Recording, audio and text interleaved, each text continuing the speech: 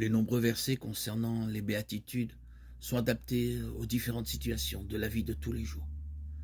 La variété des directives correspond à la variété des circonstances de la vie.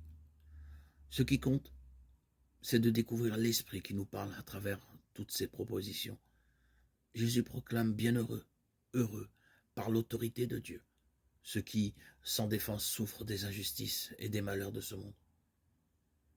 Combien ont à supporter la méchanceté et la malice des autres et sont condamnés à vivre dans des conditions inhumaines ou indignes?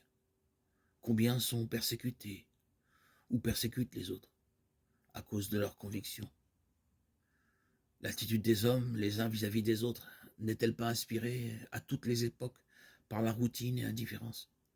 Le besoin de se mettre en valeur, la vengeance, la peur, l'amertume et l'étroitesse d'esprit. Jésus proclame bienheureux ceux qui, malgré tout ce que l'on peut leur faire, à eux et aux autres, mettent leur confiance en Dieu. Et à cause de cela, se refusent à rendre le mal pour le mal. Ceux qui, dans de telles situations, agissent ainsi imitent l'exemple du Père des cieux. Montrez-vous les fils de votre Père des cieux, lui qui fait lever son soleil sur les méchants comme sur les bons, et qui fait pleuvoir sur les justes et sur les injustes. Matthieu 5, 45. Jésus déclare bienheureux ceux qui, confrontés au mal et à la misère du monde, vivent et communiquent autour de la bonté et l'amour de Dieu, travaillent à instaurer entre les hommes la paix et la réconciliation, se montrent miséricordieux.